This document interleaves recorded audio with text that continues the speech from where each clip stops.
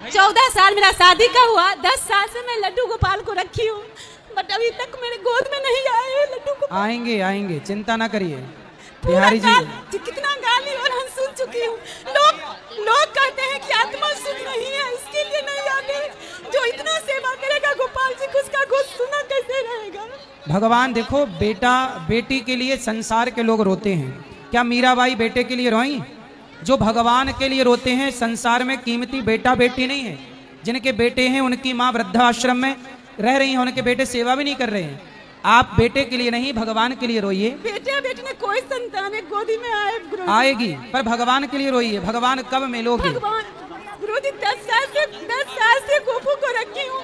भगवान के लिए रोइए, भगवान के लिए आंसू बहाइए, संसार के जंजाल के लिए नहीं। गुरुजी संसार में हूँ तो संसार का भी तो सुख चाहिए ना गुरुजी। चाहिए, भगवान करे आपको मिले, परंतु जीवन की सार्थकता पुत्र से नहीं है। आप रो रही हो अलग विषय है, लेकिन आपका कल्याण भगवान से ही होगा। पुत्र मिल भी जाएगा तो पुत्र मिल जाने के बाद का कल्याण हो जाता है? बिना भक्ति के, बिना भजन के कल्याण हो ही नहीं सकता। गुरुजी लोग कहते आत्मा शुद्ध नहीं है, तभी तो इतना करने के बाद भी रोती रहती है। कहने दीजिए लोगों को। ए मैया, ये किनकी उंगली? मैया थोड़ा हाथ पीछे कर लो। मैया, आप भगवान का चिंतन करिए, भगवान के भजन में मन लगाइए। बेटा हो जाए, भगवान करे आपके 10 बेटा हो जाएं। हम तो ये प्रार्थना करते खूब बेटा हो, हर साल एक बेटा हो आपके यहाँ। लेकिन ईश्वर की मर्जी जो है, आप फिर भी खुश रहिए, ये मान करके भगवान ने मानुष जीवन दिया, इस जीवन से ईश्वर को पाना है, ना कि पुत्र के लिए रोना। दे दें तो अच्छा है, भगवान करे हर साल हो आपके घर बच्चा। नहीं गुरुजी, बस एक चाहिए जो लाए। अरे नहीं, हर साल हो, क्या दिक्कत है? हर साल जब हो तो बढ़िया हो, लेकिन भगवान के लिए रोइए। संतुष्ट नहीं हुए आपके जवाब से। आप संतुष्ट नहीं हो सकती अभी। संतुष्टि सत्संग से मिलेगी, जवाब से नहीं। जब सत्संग करेंगे तब ये समझ में आएगा। मैं परिवार से अकेले सबको पूछ के मैं आते रहती हूँ, कोई नहीं आया, मैं अकेले आती हूँ। आप आए हैं, आते रहिए, लेकिन आपको भगवान पे भरोसा रखना चाहिए। हमें अपना कल्याण का सोचना चाहिए। बहुत लोगों के बच्चा नहीं है।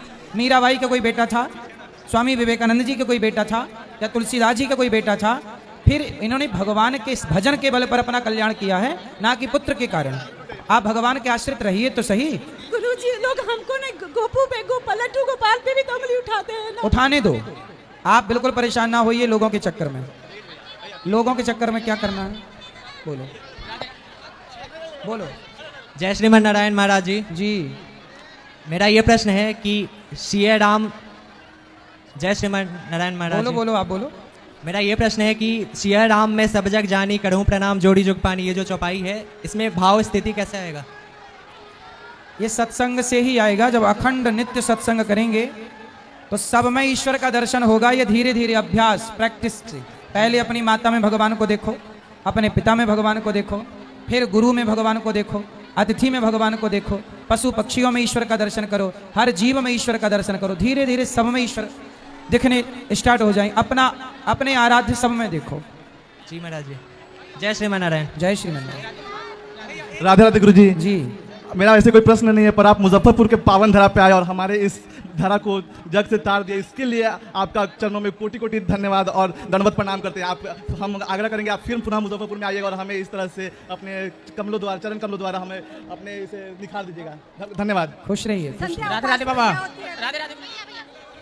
जय श्री राधे गुरुजी। जी जी, मुझे सफलता चाहिए था, मैं स्टूडेंट लाइफ में हूँ। आज ही हमने बताया, परसों भी कथा में बताए, सफलता के बहुत सारे सूत्र दिए। जी मन लगा के पढ़ाई करो, जी गुरुजी। सफल होना निश्चित है। जी गुरुजी, धन्यवाद।